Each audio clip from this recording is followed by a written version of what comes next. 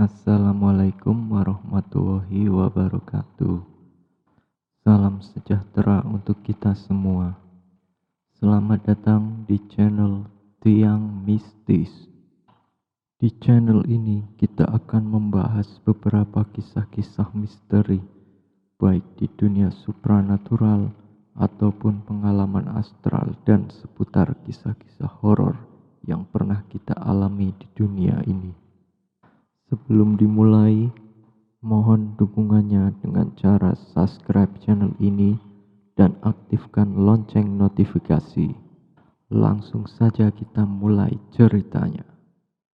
Cerita kali ini berjudul Setiap malam sang istri selalu mendengar orang menangis, pertanda anaknya akan meninggal. Cerita kali ini dialami oleh seseorang, sebut saja Pak Agus. Dia adalah seorang kepala keluarga yang mempunyai 3 orang anak. Ketiga anak Pak Agus umurnya tidak terpaut jauh. Anak pertama bernama Ali, berumur 20 tahun, kelas 3 SMA. Anak kedua bernama Doni, berumur 19 tahun, kelas 2 SMA. Dan yang terakhir, seorang perempuan bernama Tini, berumur 17 tahun, kelas 1 SMA. Istri Pak Agus, sebut saja Bu Agus, di rumah sebagai ibu rumah tangga. Kadang juga membuat kue jika ada yang ingin dibuatkan untuk acara-acara tertentu. Pak Agus sendiri kesehariannya yaitu bekerja sebagai kondektur bis. Setiap hari selalu pulang malam karena pekerjaannya itu sampai larut malam. Suatu hari ketika Pak Agus libur dari kerjanya, dia berencana menghabiskan waktu liburnya untuk pergi memancing bersama teman-temannya. Karena memang Pak Agus ini hobinya memancing. Hari itu hasil yang didapat dari memancing cukup banyak. Pak Agus pun segera pulang dan memberikannya pada Bu Agus untuk dimasak dan dimakan bersama-sama dengan ketiga anaknya. Pak Agus bersama keluarga tercintanya bersama-sama menikmati ikan hasil dari mancing Pak Agus itu. Di sela-sela waktu makan bersama itu, Ali, anak pertama Pak Agus, membuka pembicaraan. "Pak, Bu, setelah lulus ini, Ali mau ke kota untuk bekerja." Kemudian Pak Agus dan Bu Agus mengiyakan saja. Dilanjut Doni, anak kedua Pak Agus, juga menyambung. Doni juga mau bekerja saja setelah lulus SMA. Sama seperti Kak Ali, Pak Agus dan Bu Agus merestui keinginan anak-anaknya itu. Kemudian Pak Agus bertanya pada anak ketiganya, "Tini, kamu setelah lulus SMA mau bekerja juga?" Tini hanya diam. Memang anak ketiga dari Pak Agus ini sedikit berbeda. Tini adalah seorang yang pendiam, tetapi Pak Agus dan Bu Agus sangat mencintai dan menyayangi Tini. Karena memang dari dulu Pak Agus ingin mempunyai anak perempuan setelah anak pertama dan keduanya laki-laki. Waktu pun berlalu. Ali, anak Pak Agus dan Bu Agus, sudah bekerja di luar kota. Pada saat itu juga keluarga Pak Agus sedang diuji oleh Allah Subhanahu wa Ta'ala. Pak Agus sudah tidak bekerja lagi sebagai kondektur bis karena sering sakit-sakitan. Tentu saja Bu Agus, istri Pak Agus, mau tidak mau harus menanggung beban keluarga. Bu Agus kemudian menjadi buruh cuci pakaian di tempatnya. Hari-hari Pak Agus dilaluinya hanya di rumah saja, membantu pekerjaan istrinya, terkadang juga pergi memancing menyalurkan hobinya. Waktu pun berlalu. Waktu itu, anak kedua dari Pak Agus juga merantau keluar kota untuk bekerja. Kini Pak Agus dan Bu Agus hanya tinggal bertiga bersama Tini, anak terakhir dari Pak Agus. Saat itu juga, keluarga Pak Agus diuji lebih berat. Ekonominya semakin tidak bagus. Terkadang barang-barang di rumahnya dijual untuk kebutuhan sehari-hari dan untuk membayar biaya sekolah anak terakhirnya.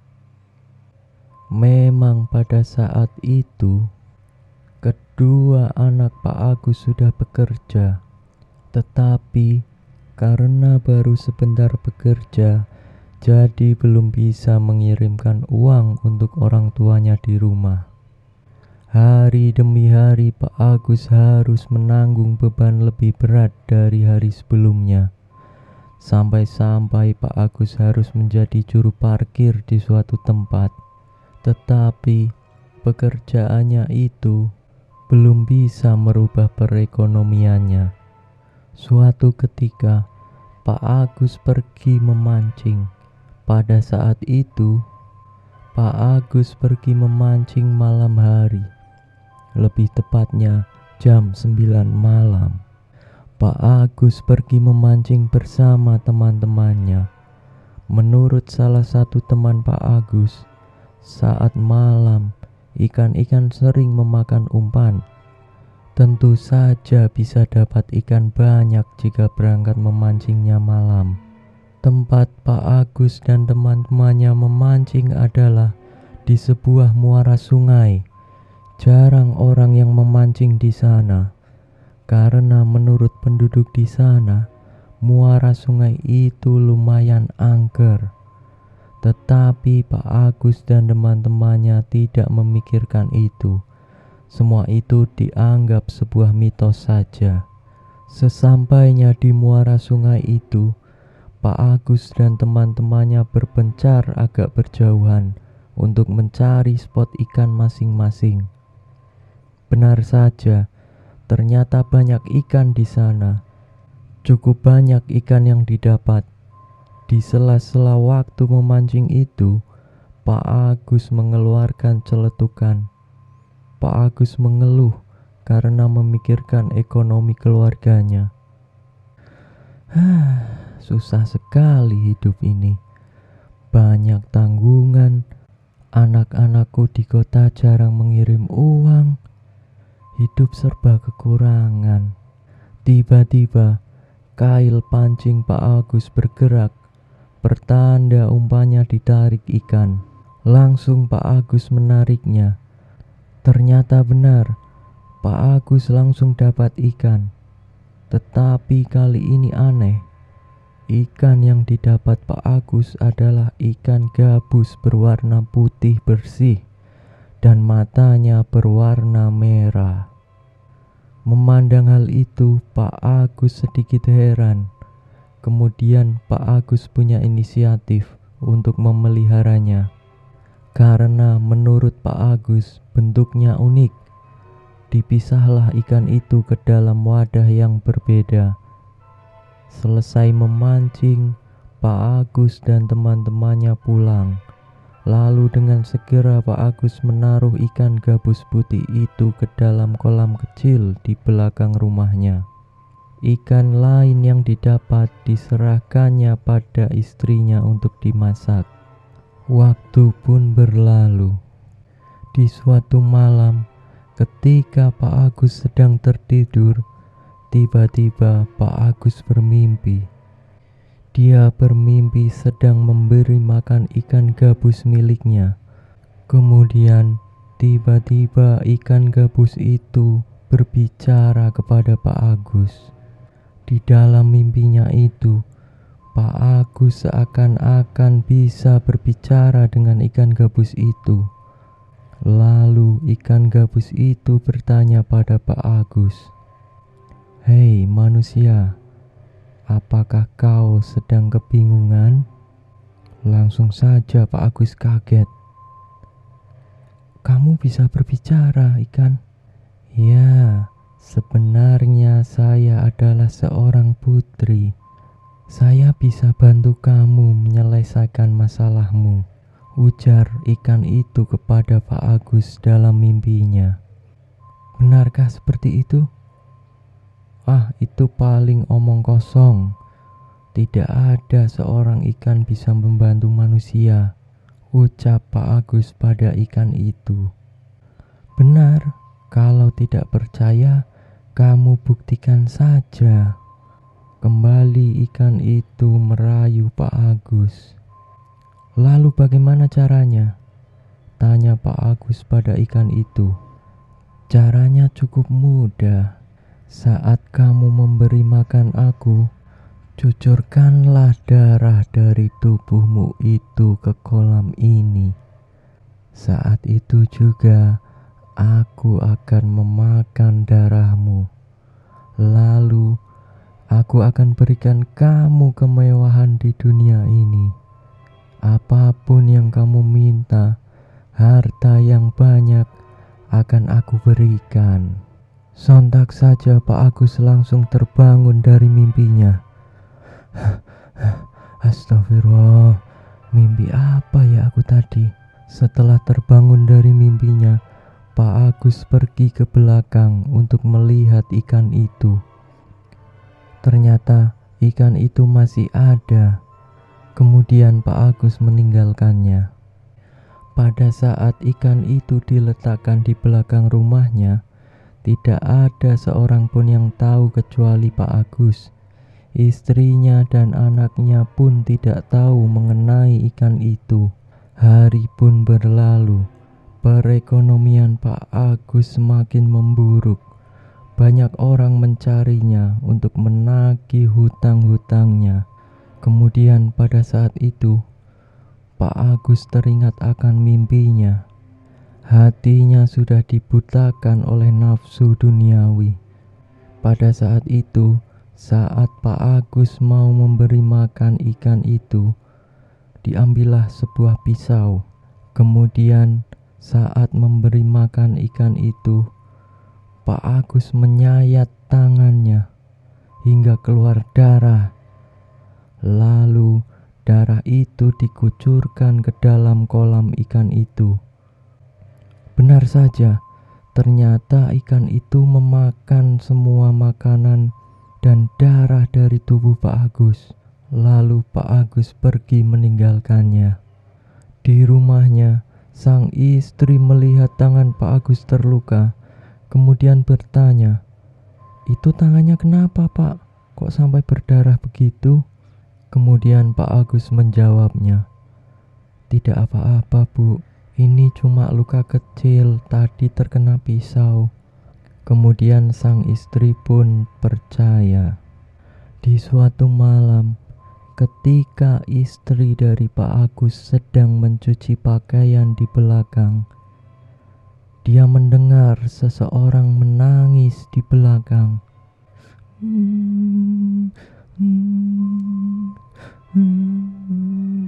Kemudian istri Pak Agus membuka pintu belakang rumahnya.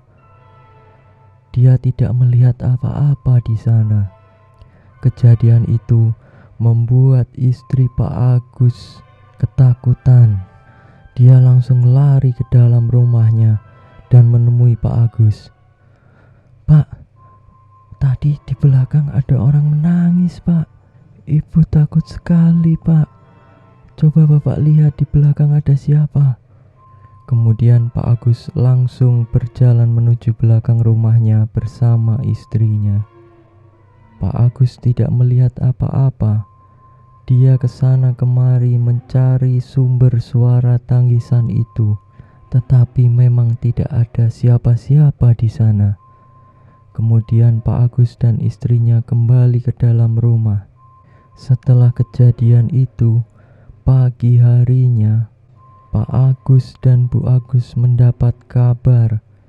Ternyata anak pertamanya Ali Dia telah meninggal karena kecelakaan di sebuah jalan.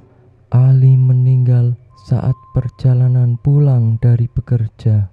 Semenjak kejadian itu, Pak Agus dan Bu Agus sangat sedih karena anak pertamanya telah meninggal dunia. Hari-hari pun berlalu. Kemudian Pak Agus didatangi lagi oleh sang putri ikan itu di dalam mimpinya. Si ikan itu berkata pada Pak Agus, "Hei manusia, langkahkan kakimu ke kolam ikan. Kemudian lihat apa yang ada di sana." Seketika Pak Agus langsung terbangun dari tidurnya. Dalam hatinya berkata, "Mimpi apa aku ya? Kenapa ikan itu menyuruhku pergi ke kolam?"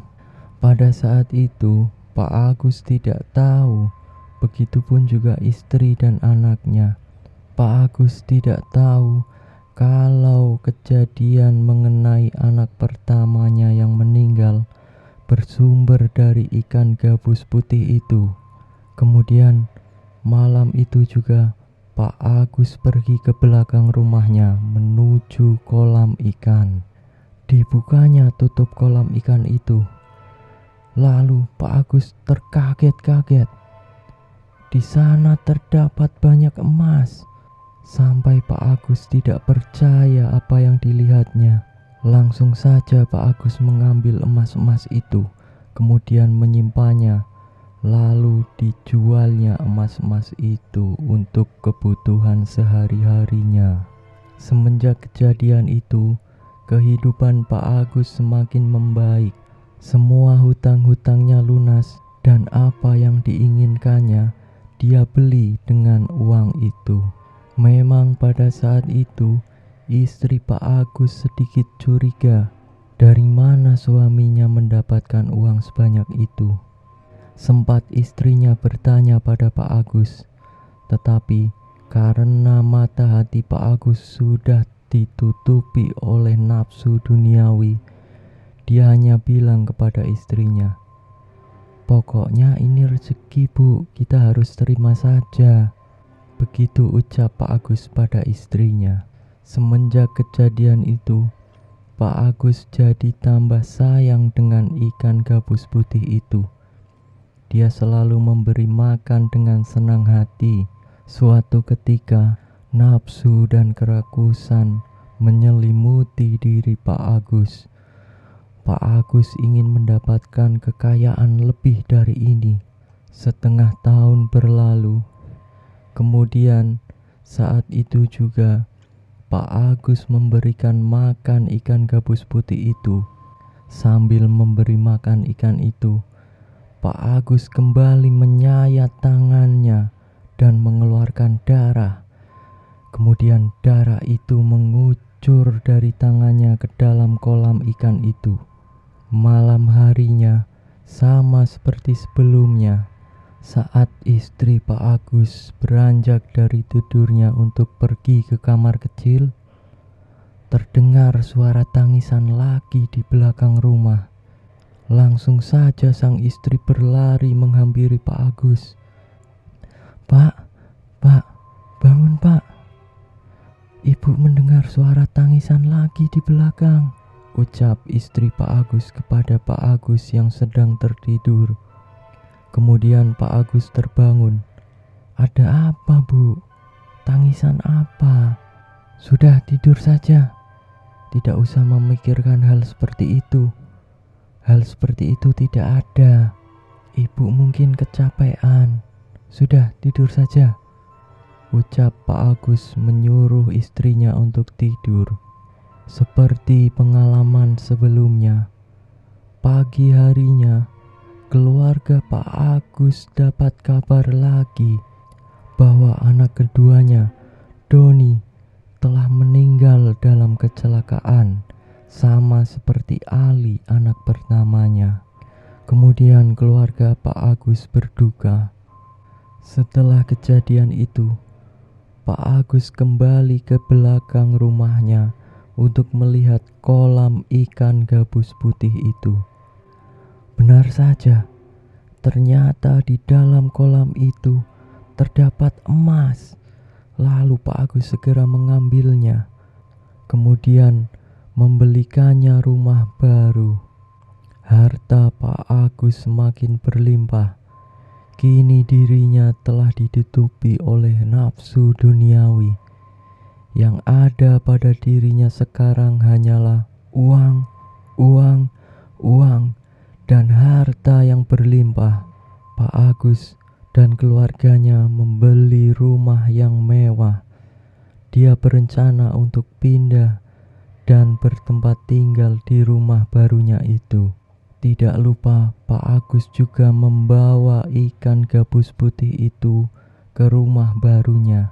Pak Agus membuatkan sebuah kolam kecil di rumah barunya itu untuk ditempatkannya ikan gabus putih itu. Tetapi waktu itu istri dari Pak Agus terheran-heran. Istri Pak Agus sempat curiga kepada ikan itu. Kemudian istri Pak Agus bertanya pada Pak Agus, "Pak, itu ikan apa?" Lalu Pak Agus menjawabnya, "Itu ikan gabus biasa, Bu. Bapak dapatkan pada saat mancing. Sepertinya bagus. Terus Bapak pelihara saja." Memang pada saat itu istri Pak Agus sedikit curiga pada ikan itu. Istri dari Pak Agus curiga atas apa yang dia dengar di belakang rumahnya. Mungkin bersumber dari ikan gabus putih itu. Semenjak kejadian itu, Pak Agus hidup dengan bergelimang harta. Sampai-sampai dia lupa memberi darah kepada ikan gabus putih itu. Karena menurut Pak Agus, hartanya ini sudah cukup untuk melanjutkan hidupnya. Kemudian di suatu malam, saat Pak Agus sedang tertidur, di dalam mimpinya, dia kembali didatangi oleh seorang putri ikan gabus putih itu. Ikan gabus itu menagih kepada Pak Agus. Dia mengancam Pak Agus, jika tidak memberikan darah lagi, maka anak ataupun istrinya akan diambilnya sebagai tumbal. Tetapi Pak Agus tidak memperdulikan itu semua, karena Pak Agus sudah cukup puas dengan kekayaannya sekarang ini. Setelah kejadian itu, istrinya sering bermimpi didatangi sesosok makhluk. Kemudian anaknya juga berkata kepada Pak Agus, dia juga sering bermimpi didatangi sesosok makhluk. Makhluk itu sangat menyeramkan. Kemudian istri Pak Agus meminta Pak Agus untuk membuang ikan gabus putih itu, karena istri Pak Agus sudah merasa tidak enak semenjak Pak Agus memelihara ikan gabus putih itu. Terlebih lagi, kedua anaknya telah meninggal semenjak Pak Agus memelihara ikan itu. Malamnya, kembali Pak Agus didatangi oleh putri ikan gabus itu. Dalam mimpinya, Pak Agus diancam jika membuang ikan gabus itu, maka hidupnya seketika itu akan hancur, karena semua kekayaan yang didapatkannya dari ikan gabus putih itu. Kemudian Pak Agus terbangun, lalu membangunkan istrinya yang sedang tertidur. Pak Agus berkata kepada istrinya dengan jujur apa yang telah dialaminya semenjak memelihara ikan gabus putih itu. Lalu istrinya menangis seketika karena apa yang dilakukan oleh Pak Agus itu menyimpang dari ajaran agama. Pak Agus pun tersadar. Dia menyesal dan meminta maaf kepada istrinya. Pak Agus tidak mau jika ada tumbal lagi di dalam keluarganya. Terlebih lagi, tinggal satu putrinya yang tersisa. Pak Agus khawatir jika putrinya itu juga menjadi tumbal ikan gabus putih itu. Sebelum ada korban lagi, Pak Agus berencana untuk membuang ikan gabus itu. Kemudian malam itu juga diambillah ikan gabus itu di dalam kolam. Pak Agus ditemani oleh istrinya langsung bergegas menuju ke tempat muara sungai di mana ikan gabus putih itu didapatkan. Lalu Pak Agus segera melepas ikan gabus putih itu ke dalam muara sungai. Naasnya, pada saat Pak Agus melepaskan ikan itu, istri Pak Agus tergelincir kakinya hingga membentur ke sebuah batu, dan kakinya pun itu berdarah. Darahnya mengalir ke dalam muara sungai itu. Langsung saja Pak Agus dan istrinya pergi meninggalkan muara sungai itu. Semenjak kejadian itu, istrinya tiba-tiba sakit. Lalu dirawatnya istri Pak Agus di rumah sakit. Sambil menunggu istrinya, Pak Agus selalu berdoa supaya istrinya itu lekas sembuh. Tetapi takdir berkata lain. Istri Pak Agus pun meninggal. Semua harta yang dimiliki Pak Agus pun seketika hilang, karena pada saat itu untuk menebus obat dan membayar biaya rumah sakit istrinya yang sedang sakit, Pak Agus pun sangat menyesal karena semua keluarganya menjadi tumbal dari ikan gabus putih itu. Saat Pak Agus beranjak pulang untuk mengabarkan kepada anak perempuannya Tini bahwa ibunya sudah meninggal, tiba-tiba terjadi kebakaran besar di rumahnya. Langsung Pak Agus berlari ke dalam rumah untuk menyelamatkan Tini, anak perempuannya itu. Beruntung semenjak kejadian itu, Tini selamat. Sejak saat itu, Pak Agus sangat menyesal karena melakukan perbuatan ini. Kini Pak Agus hidup sederhana dengan anak perempuan satu-satunya. Dia sudah tidak mempunyai apa-apa karena ulahnya sendiri bersekutu dengan ikan gabus putih penunggu muara sungai. Selesailah cerita kali ini. Semoga dari cerita ini kita dapat mengambil hikmah dari semuanya. Terima kasih teman-teman yang sudah menyimak di channel ini. Semoga ke depan ceritanya bisa lebih menarik lagi. Bagi kalian yang menyukai channel ini, silakan tekan subscribe, like, dan komennya. Jika dirasa channel ini bermanfaat, silakan share sebanyak-banyaknya. Akhir kata, wassalamualaikum warahmatullahi wabarakatuh.